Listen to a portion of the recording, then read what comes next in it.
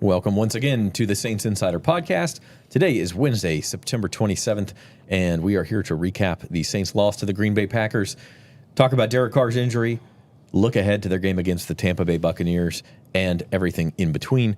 I'm Zach Ewing.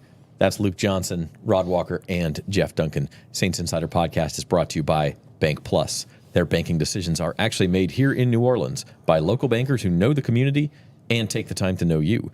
From small business to big business, home loans to bank anywhere technology, Bank Plus is here for New Orleans. Learn more at bankplus.net. So lots to talk about, guys. We can talk about the collapse in the fourth quarter in Green Bay. We could talk about Derek Carr's shoulder. We will. Trequan Smith finally released. I know a lot of fans have been kind of waiting for that moment. We could even talk about Sean Payton giving up 70 points if we wanted to. There's lots on the table. Where should we start, guys? How about we start who picked the Saints to win last week of this panel? Is it the guy who's in dead last place in Rod our Walker. African pool right now? Let's start there. Oh, poor He's got the Rod. best shirt on of any of us, but And I picked the score to be 20. No, I picked it to be 20-19, and it would have been 20-18 if Blake Group A makes that field goal. Group E makes that field goal. so you got to have words with Blake today then. Yeah, You look like a I was actually genius. scrotting the prediction the other day. I was starting like right before he got lined up because I thought I You had jinxed I it. thought I How had- quickly things Yeah. change, man. Wow. Wide right. All right, well, let's talk about the fourth quarter. Let's pick that scab.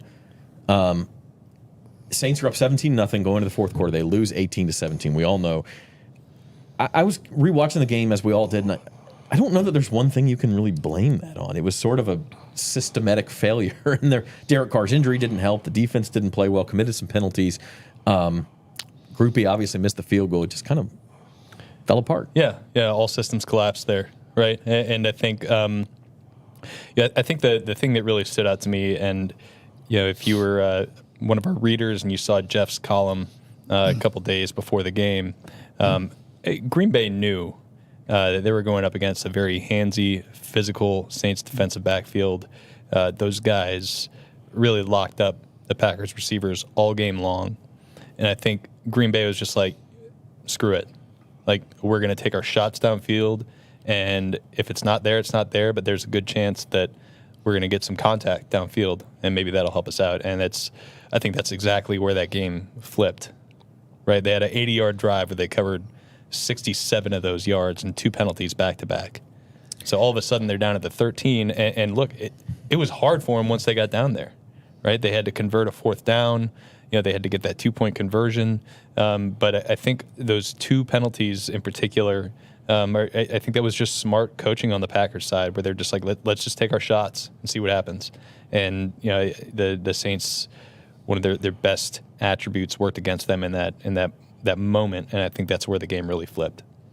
Yeah, that's kind of the pro and con of the way they play, right? I mean, it was what my column was about, is how they live with those, but they're going to come because of the way they play. And there was a couple other plays in the first half where they could have been called, and they got away with them. So they're going to live and die with that type of coverage, but I think it pays off in the long run. We saw how many PBUs they had, and they also were, kind of beneficiaries of some drops, but they were competitive drops by the Packers, and I think in part because of how physical the Saints DBs play. So I agree with you, though, Luke. It felt like it changed in the stadium when that happened. I mean, you could just feel kind of the momentum. All of a sudden, the Packers were like, holy cow, we've got a chance to win this thing. And the crowd got into it, and it just seemed like it snowballed on the Saints.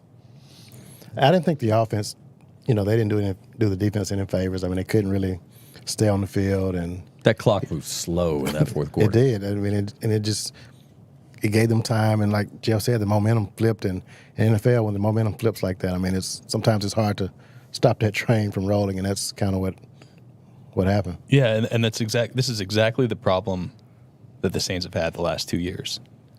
They've had an outstanding defense for 5 years now, right? But as soon as that offense has kind of started to stagnate, ever since Drew retired, they're in these games all the time, right? Where either they build up a lead or they're in a close game, and then their offense can't match their defense's plays or their defensive play. So they're in a situation all the time where if the defense doesn't hold, they're screwed. Mm-hmm. And like, how many times have we seen this play out? I mean, even you look at this now, 11 straight games holding teams under, to 20 points or less. They've won 6 of them. I mean, their record should be a lot, but you should be able to score more than 20 points any given week in the NFL. And the fact that the Saints are in this stretch where they're so good defensively and it's they're 500 basically is just it's maddening for people watching it. And I would say I think there is a question of the decision by Dennis Allen to not even attempt that field goal. I think he felt like their defense had the Packers under control and he was going to punt. But, I mean, they were on the 37-yard line. I mean, that's not that long a field goal. It was 54, 55 yards, To not even try that and get a 20-0 lead, punt, that's Dennis Allen. That's the conservative nature he has. I think he felt like they had control of that game. But once it flipped on them, they lost control very quickly. And so I felt like that was a little Dennis Allen of 2022. Yeah, and you can see the flip side of it too, right? On the other side of the field, Matt LaFleur's down, what was it, 17-9, right, where an extra point would put him within a touchdown. Mm-hmm. Matt LaFleur was aggressive, and he went for 2, and he got it, right? And that allowed Green Bay to win the game. And I think the Saints felt the squeeze a little bit more at that point, too, where all of a sudden it's like, hey, we could lose this game in regulation if we don't look out. Dunk, you made the point, too, earlier this week. The Saints probably were lucky to be up 17-0. Very I mean, much. we can't act like they just totally dominated the first 3 quarters. Yeah, I mean, there was a wide open guy down the middle. The tight end was Musgrove, was wide open. They missed that fourth down call. I've watched that a few times. The one that was just a total cluster by the Packers. I mean, that was a really creative call and was going to work if just one of the 2 things would have gone right? The first pass or Jordan Love doesn't slip. So, I mean, that was a squandered opportunity for them. Plus, I just felt like Green Bay, their penalties, at one point I think they had 9 penalties and the Saints had 2. They were imploding offensively. And once they got that under control, we saw this week, Green Bay blocked up the Saints pretty well up front. They got some pressure, but Love's so mobile. That's really the Saints' kryptonite. I really think because they're so good up front, because they rely on this coverage technique where they're leaving those guys out on islands, I mean, it's amazing how well they hold up. But because of that, if they don't get home with the pass rush, if a guy's mobile and can buy time, we can see what happened. They can either get a long pass interference penalty or a big play. That's, to me, when they play immobile quarterbacks like Ryan Tannehill and that group, this defense is going to dominate. But when they get against these modern guys like Jordan Love, I think they're going to struggle. Not struggle, but they're going to struggle a little more than they would. Yeah, and we talk about Dennis Allen being conservative and the Saints kind of trying to sit on that lead and get that clock to melt. Part of that, of course, was the injury to Derek Carr. And with Jameis Winston in there, they didn't feel like they wanted to take too many chances, which Jameis kind of does on his own anyway. But now that they've had a week to think about it, let's dive into that quarterback situation here. Saints Insider Podcast brought to you by Bank Plus. And first of all, an AC shoulder joint sprain, Jeff, you kind of talked to a doctor yesterday, dove into the history of this. Maybe a small chance historically that Derek Carr could be back on Sunday. I mean, he is going to talk to the media today like he would normally. It's not like they're holding him out. So maybe we hold back a 10% chance that happens. Yeah, no, it sounds like it's possible. The doctor I talked to made a really good point. He said basically it's going to come down to, do they inject him with a numbing lidocaine or something like that, some kind of pain-killing injection, and can he play through the pain? And he made a great point. Like, it's one thing to sit out there in pregame warm-ups and throw pain-free because you've been shot up. It's another thing to be out there in a game when there's big defensive linemen going to throw you to the turf. You can get hit on it. I mean, it's just hard to go through a game and not feel the effects of that. So he thinks they're going to be conservative and rest him at least a week, maybe 2 weeks. And historically, when we've looked at these injuries in the past, most of these guys that get the grade 1 type sprain, which is what Carr presumably has, they miss 2 games. It's almost, I'd say 90% miss 2 games. Sometimes you get 1, sometimes you get 3. We've had some guys more serious who've missed 5 games. But I think we're looking at least a 1 or 2 game respite for Carr. And I think the best thing that comes out of this, other than it not being real serious, is the Saints now have time to game plan. They're going to know probably today what their plan A is, and probably going to be Jameis Winston. So they'll have time to tailor that game plan to Jameis' strengths. I mean, in mid-game, they didn't have really that luxury. So they were just kind of operating on the fly last week. This week, it'll all be tailored to what Jameis feels comfortable with, and so you have to feel better about how this offense will, I think, function given, that knowledge. I was actually surprised that the injury wasn't as bad as it was because just watching it on TV Sunday and just watching him walk off the field, I mean, he was barely moving his arm. I mean, it's like he was just almost like kind of hanging there, and I just thought, okay, this isn't good. So Dennis Allen said, he said he feel like they dodged a bullet, and I guess that's probably accurate if we were even talking about him possibly playing this week. Yeah, it's supposed to be a very painful injury, like in the moment. And we'll have a chance to talk to Derek about that today, but obviously not as bad as it could be.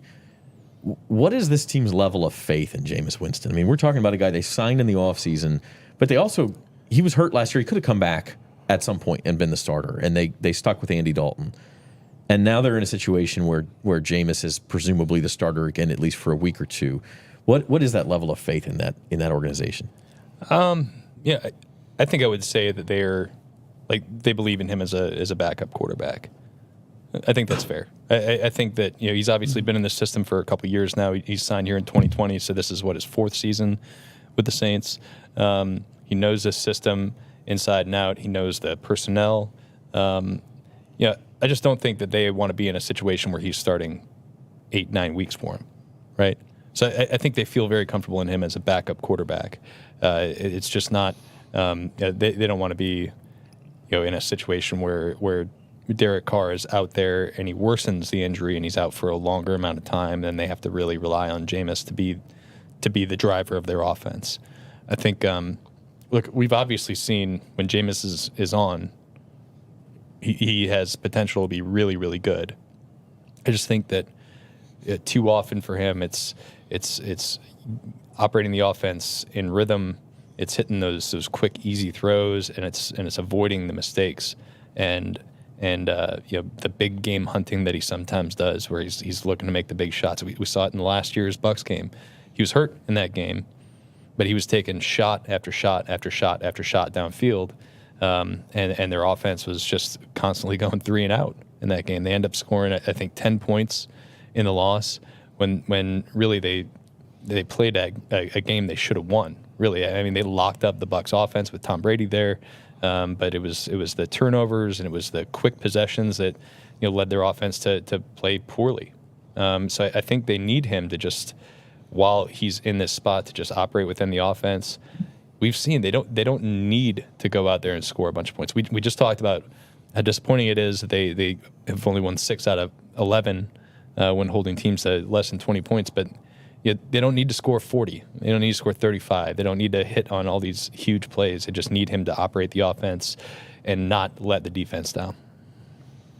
And I think, and I've said this in the preseason, I still think you talk about how comfortable they are with him. I think when you look at that NFC South division, I still feel like the Saints with Jameis probably have the best quarterback in the division.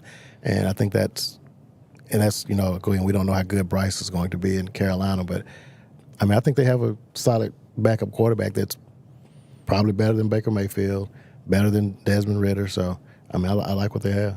I agree with that. It was almost crazy to hear Tyrann Mathieu after Sunday's game come right out and say, when someone asked him about Jameis is fine if he can just stay in control and if he can stay focused and do what we ask him to do. And that's the problem, is sometimes he kind of gets he gets that adrenaline flowing and doesn't do those things. Yeah, look, I think he did his job when he needed to on Sunday. I mean, he got them into field goal range. They needed about 5 more yards to feel really good, right?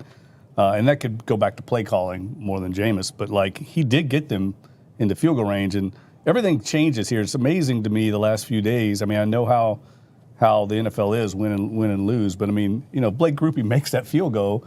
The Saints are one of 4 unbeaten teams in the league. Everyone's riding around sky high. Just the mood and the perception of everything has changed so much because of that missed field goal. And we don't even know. I mean, Green Bay could have driven down and won the game with a field goal, especially with the pass interference penchant that the Saints have. But the point is, Jameis, I thought when the pressure was on, he made a big time throw to Chris Olave, and that's what he can do. Like Luke said, I mean, he can make some of the best throws. We talk about it all the time in training camp. He will routinely make the best play of the day, over Derek Carr, over anybody because of his arm talent. It's just a matter of consistency. And you followed that pass up to Olave with a pass that almost got jumped to Juwan Johnson for a pick, too, that would have ended the game right then and there. And so that's kind of the Jameis experience. So, can he hone that in enough for the Saints to carry? We'll talk more about that on Friday's podcast. The Bucs, I think, lost a couple of secondary starters in their game Monday night as well. So maybe it's a good spot for Jameis. But we'll dive into that game in Friday's podcast. The other factor, of course, in the offense, Rod, Alvin Kamara comes back. Expect to talk to him today or tomorrow as well.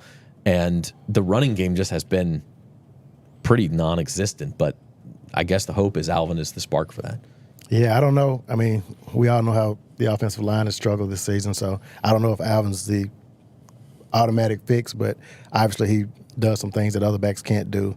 So you have to hope that can help this offense. But to me, the whole struggles of this team just boils down to the offensive line, and they're just not protecting the quarterback. And when that happens, I mean, that's why we're talking about Derek Carr being injured right now, and just all the issues that this team's had on offense.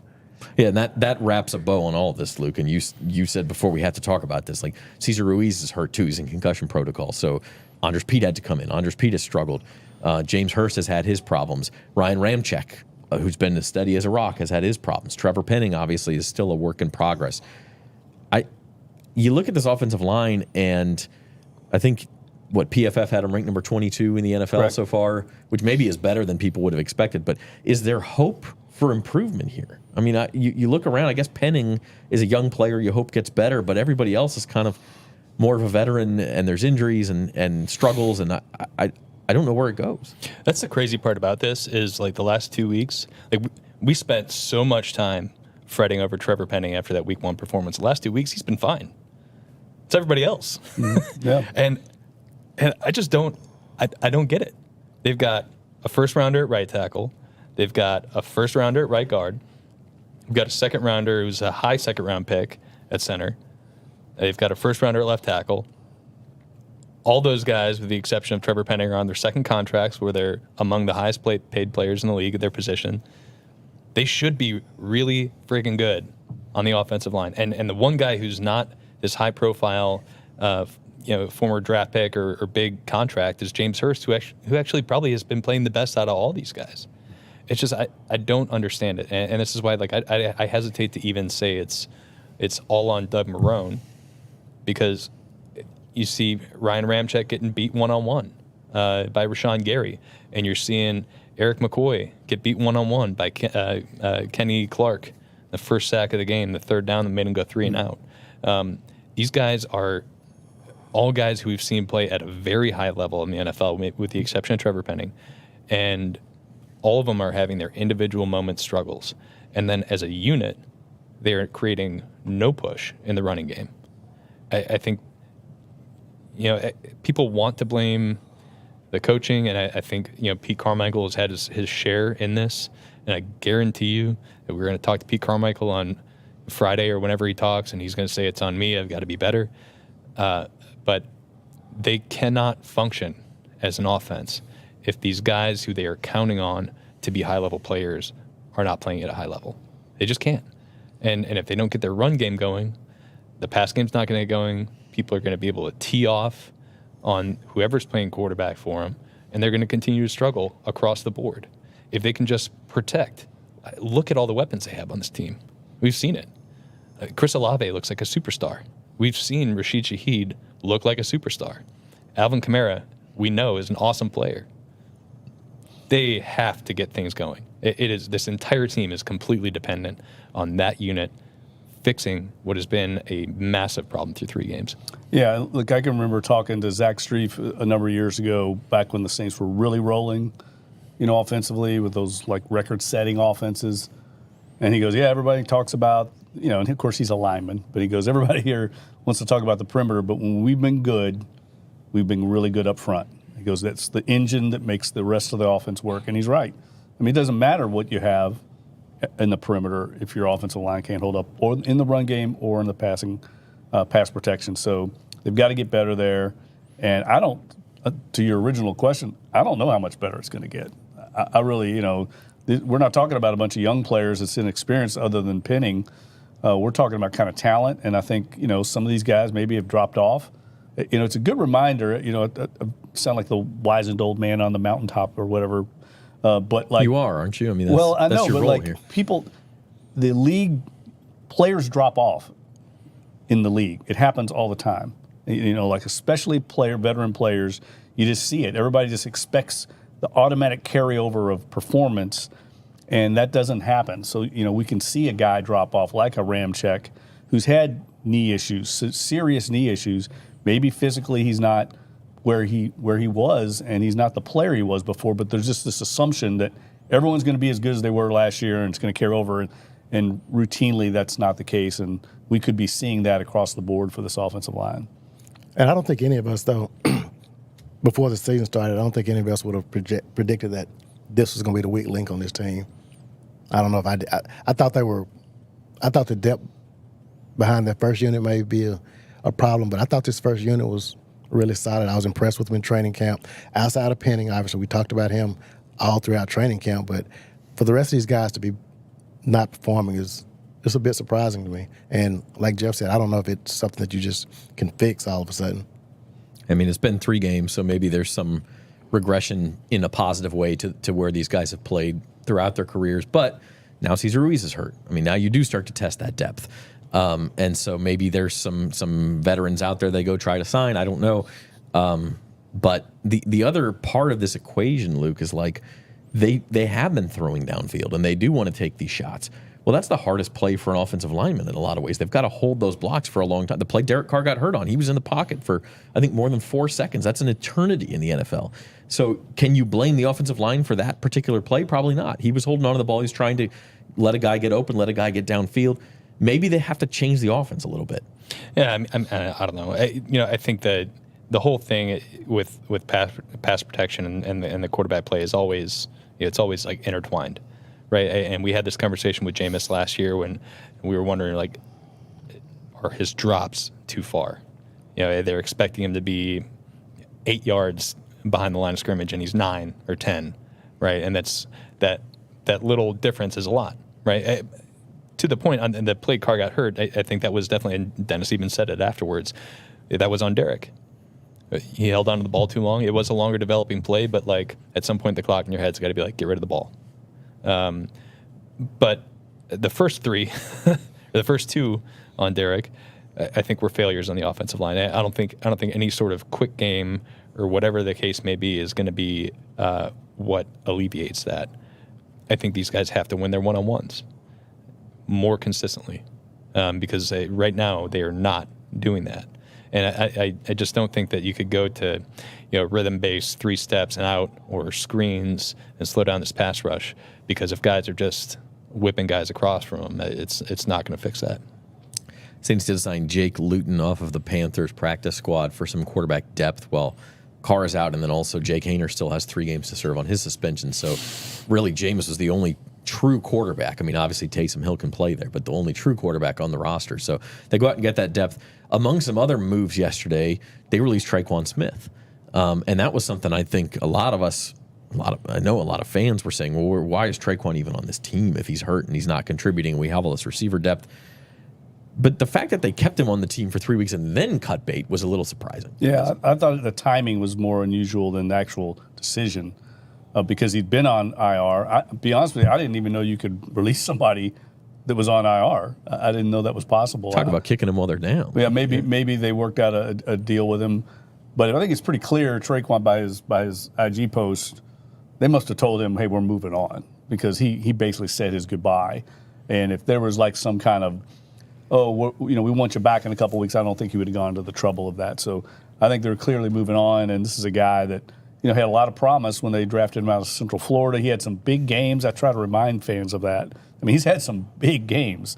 I think he had a 180-yard game, 157 versus Philly in 2018. Yeah. He had 200-yard games this rookie season. Yeah, so he's had some promise, but at some point, the injuries took its toll, and I think that it's pretty fair to say we've been banging up the offensive line.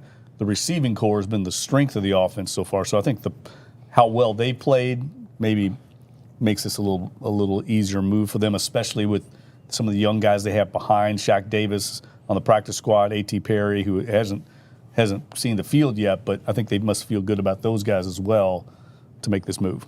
And Keith Kirkwood, he's been the guy who he's sort of taken on Trequan's role of being that blocking receiver. And like Jeff said, I think they must like what they've seen in him in the first 3 games and enough to move on from Trequan. Yeah, I 100% agree. They're the same player. Yeah, it makes Trequan a little redundant if Kirkwood is playing at the level he's playing at. So, yeah. The other part of this equation, and Rod, you put it on Twitter or X, excuse me. Yesterday, Trequan was the last member of the Saints 2018 draft class still on the roster. So now that draft class is completely gone. The first round pick was Marcus Davenport that year. Had some other picks, and we were talking about it yesterday. I mean, man, there were some good players in the back half of that first half of the second round. Lamar Jackson, Jair Alexander, Nick Chubb. And you can do that with any draft where you look back and see misses. But that one in particular, they always say you got to wait a few years to grade a draft class. 5 years later, Saints don't get a very good grade for that one. Yeah, as I look back through it, I thought it was probably the worst draft of the Sean Payton era. You can make an argument for 2014, I believe it was, when they did get Brandon Cooks, but after that there was not a whole lot of quality in that draft. But I think that draft just didn't pan out for him when you look at Will Clapp, Boston Scott, Cameron Moore, Jamerson. Latrell Jamerson, yeah. Rick Leonard. Yeah, it was just a draft that didn't really pan out for this team. Will Clapp was in it? Yeah. Yeah, I think going back, because that was a great tweet where I had an X post, whatever you want to call it. Let's call it a tweet. Yeah, I'll just keep it a tweet. Screw Elon. But I think, if I recall, that was back when the Saints were rolling, right? It was 2018. They'd had that great draft from 2017, and they felt like they were like a player or two away from winning another Super Bowl. And that was the one area they really needed to upgrade was their pass rush. And so they rolled the dice and went for a home run. There was huge upside with Marcus Davenport, and they went for it. And I don't really look back at that and think, it was terrible. Obviously, it didn't pan out, but that's sometimes what you have to do. Sometimes it pays off, and you hit the home run. Sometimes you strike out like they did with Davenport. But you have to have the context and circumstance. Like back then, they were loaded across the board. I remember thinking they don't need a starter. They can just kind of go for an aspect of what they need, and that's what they did with Davenport. And we all saw the upside on him. It's just never has materialized. It hasn't materialized really so far with Minnesota either the first few weeks. But, they felt like they had to get a pass rusher, and they went for it. Yeah, who knows? We're maybe having a different discussion if Marcus Davenport didn't go through just like injury after injury after injury, like Trequan did. But I still think it's fair to judge that 18 class pretty harshly, especially when you consider it. I mean, they released a 4th-round pick out of training camp. Like, that almost never happens. Yeah. Rick Leonard, he didn't even make the team out of camp. They kept all their rookies from this year's team. A little bit different talent levels, right? Yeah, it's different. But that 18 draft was terrible too. Well, yeah. It was a bad draft. There just wasn't a lot of players there. Hindsight, like you're thinking, man, maybe Sean Payton would still be here if they just would have kept their original pick and said, you know what, that Lamar Jackson kid looks pretty good out of Louisville. Well, and hindsight, it's very easy to make those statements. Yeah, you could have picked 8 different players who were taken within 20 picks after Marcus Davenport, who've had better NFL careers. Those guys haven't gone through the significant injuries that Davenport did. Saints obviously had different needs at the time, but man, could you imagine? Could you imagine if they would have taken Lamar Jackson and after a MVP type season? With Could Drew you imagine Brees, working with Jeff? If they picked Lamar Jackson. Hell's up, baby. Yeah. Hell's up. Between Lamar and Taysom Hill, what would you? What would Taysom even have done? Yeah, they would have had to let him go to another team. It's not like they're going to take Lamar Jackson out the field to let Taysom run. Well, we were talking earlier about Carr and the injury in the offensive line. I thought about that a little bit. Is this really what the Saints are going through right now is a little bit of a microcosm of how the league has evolved, right? These defenses are so athletic. Look at the Saints defense. So athletic up front. Guys can all run. You got a linebacker like DeMario Davis who's built like a tank. And all it takes is one hit from one of those guys and your quarterback's out. So in response, a lot of teams are going to mobile athletic quarterbacks like Jordan Love. You could see the talent in Jordan Love last week. He's able to get away from Cam Jordan a few times. He got away from Carl Granderson. By time, that's kind of the blueprint for where the league's going. So I do see the value in getting a Lamar Jackson or getting a Jordan Love because of the way the league has evolved. And the Saints have kind of stuck with the classic drop back guy. That's the way their offense is built. Jameis is one of those guys, and so is Carr. It'll be interesting to see if they do evolve down the road and go to a mobile quarterback because even though Taysom is kind of that guy for them, they never really have gone down that way. I guess Aaron Brooks would maybe have qualified maybe before his time. Okay, so while we jumped in the what-if machine and kind of pulled at those heartstrings, maybe we can jump in the Schadenfreude machine and talk about Sean Payton. just for a minute. 70 points. And it's not, Sean Payton doesn't coach the defense, but like you never would have thought one of his teams would be that non-competitive like they were on Sunday against the Dolphins. Well, it also speaks to how good Miami is. I think Miami's surprised everybody. I mean, they're blowing up on everybody, but that was an embarrassment. I guarantee you Payton did not sleep at all on Sunday night. And I guarantee you it's been a hell week in Denver in that facility. That was, he's been on the other side, as he said after the game. I remember the Colts game where they scored 62 on the Colts. I think he's been on a bunch of blowouts in franchise history, given teams like the New York Giants and the Eagles their worst losses in the history of their franchises. So now he knows what the other half's living like. But I don't know how long Vance Joseph's going to last. He's a New Orleans native. Sean didn't have a history with him. I think his first choice was Vic Fangio. I know it was. He struck out, got outbid by the Dolphins. Then I think he turned to Mike Zimmer, who's retired. Zimmer wanted to stay retired. And so he really kind of settled on Vance Joseph, and it has not turned out that well. I think Denver was a top 5 defense last year. Very good, yeah. Yeah, so they're going to get that ironed out, or they're not going to beat anybody. And it wasn't just that game. I mean, they gave up 37 at home the week before to the Commanders. The Commanders came back last week and scored, I think, 3 points. So they got defensive issues, but they got issues across the board. It hasn't started the way I think Sean Payton wanted. I'm just glad I was not in that Sean Payton press conference. Yeah. What's the question?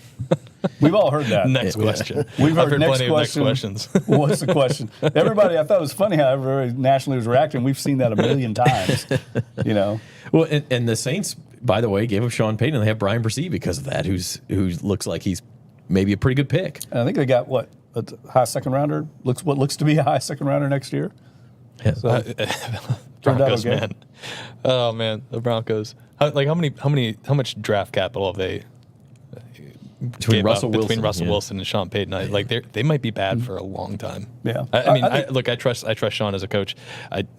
Last Sunday notwithstanding, I think he's going to do a good job there. He's going to get the ship righted. But man, they have no assets. Like he's going to have to get really creative building that roster. Yeah. I think they'll turn around pretty quickly, even this year. I don't think they're not going to continue on this road, but it starts with them getting better defensively. They got to figure out what's going on that side of the ball because 70 points is ridiculous. Embarrassing. It's hard to allow someone to score 70 points. All right. Elsewhere around the NFL, are Travis Kelce and Taylor Swift really dating? Yes or no? Man, Duncan, we got into this tonight. I do not believe it for a second. I think it's all a marketing. What does Taylor Swift ploy. have to gain from some marketing play with a stupid NFL Because it's the play? NFL. The NFL is massive, and it's a whole different audience for her. Like, I know what I'm missing in my legendary music career, a meathead boyfriend. Like that, who says that? Taylor Swift. She's I smart. get- Didn't you see Jerry Jones' comments today? He talked about it. It was a brilliant move on her part. It's a brilliant move on his part. It's blown up. I think the podcast he does with his brother is now like the #1 podcast in the NFL. I get it from Travis's side. I don't get why Taylor would do it unless she really liked the guy. I get it from Travis' side, too. His jersey sales went up, 400% or something? I saw some insane number. I know, but if you take that strategy, who can she date. I mean, there's no one that's on her level. So like, she doesn't have to market anybody, but she does it. I mean, who's the last guy that she was going out with? I don't follow Taylor Swift at all, but he wasn't a big name, so it has nothing to do with that. I think she realizes NFL is a Goliath. Here's the conspiracy theory, right? Her tour was called the Eras Tour, right? She needed to get in the NFL game so she could do, wear all the new era stuff and then make a new Eras tour. Oh, jeez. Oh, God. Can we cut? Of all things, she needed a suite in Arrowhead Stadium in Kansas City. Like that's what she was getting. I mean, I don't know. I think she actually may like the guy. Oh my God. There's no way. It's true love, man. It's true love. You saw her celebrating the touchdown. That was genuine. She was fired up, man. Okay. Yeah, she was fired up. You don't think she knew all those cameras were We'll on see. her? None of these Hollywood relationships are purely romantic. Like there's always some angle, right? But I think this one may have a little bit. Come on, man. Have some faith in humanity. I have no faith in that at all. Right. Zero. Can we talk about the Saints again? Yeah, let's talk about the Saints. Saints play the Bucs on Sunday. We'll be back Friday with a Saints Insider podcast to fully preview that one. But it does seem like guys like Jameis and the Bucs they have this destiny that's intertwined. He played for them, obviously. He was sort of this star-crossed number one pick, had a lot of high times, had a lot of low times. Then he comes to the Saints and he blows out his knee against the Bucs, of course. Then he has kind of his last performance last year against the Bucs. I know he started the next week, but that was really, I think, the game where he got hurt again and kind of started his downfall. And now here he is coming back against the Bucs. And his first career touchdown pass as a Saint was against the Bucs in a playoff game that the Saints lost to Trequan Smith. Yes, that's right. And my memory of Jameis is always in the Bucs uniform was when he led them back to beat the Saints down in Tampa when the Saints had a good team that year, and he orchestrated a brilliant 2-minute drive and stuck a dagger in them right at the end through a touchdown pass. That's what you get with Jameis. You mentioned earlier the Jameis experience. I mean, you will get some highs. And the interesting thing this week, somebody tweeted, I think Greg Allman tweeted out, how many guys still on that Bucs defense played with Jameis. They have a veteran defense. Those guys all know Jameis, and Jameis all knows them. So there's a real familiarity there. So it's kind of a fun chess match when he's at quarterback going against those guys. It'll be interesting to see just what Jameis says this week if he talks. I anticipate him sort of downplaying it and not trying to, put too much hype around it. But deep down inside, this game would mean a lot to him, just because of the history that you talked about. I'm pretty sure he's said it himself on a postseason podcast or something like that, where he was like, "Yeah, I want to beat them so bad." Especially the game where he played hurt last year. Maybe he doesn't play that game if it's not against the Bucs. I mean, I don't know. Right, that's a good point. But he was hurt going into that game, and he really wanted to play that game. He really wanted to beat his old team. And I think even though he will likely say this week that it's just another game, we all know human nature. It's not true. All right, so Bucs-Saints rivalry has gone from Drew Brees versus Tom Brady to Jameis Winston versus Baker Mayfield. But it's still an important game. Look, I mean, they're both 2-1. They're both tied for the lead in the division. So Friday, Saints Insider, we will delve into that matchup for the full 30 or 40 minutes, and we appreciate you guys joining us. In the meantime, we're sponsored by Bank Plus, whose banking decisions are actually made here in New Orleans by local bankers who know the community and take the time to know you. From small business to big business, home loans to bank anywhere technology, Bank Plus is here for New Orleans. Learn more at bankplus.net. And with that said, we're going to go talk to the Saints. We're going to go see some practice, and we'll be back on Friday to talk all about the Tampa Bay game coming to the Dome on Sunday. Jeff Duncan, Rod Walker, and Luke Johnson, our producers, Norman Bell and Robert Young. I'm Zach Ewing. Thanks for watching the Saints Insider.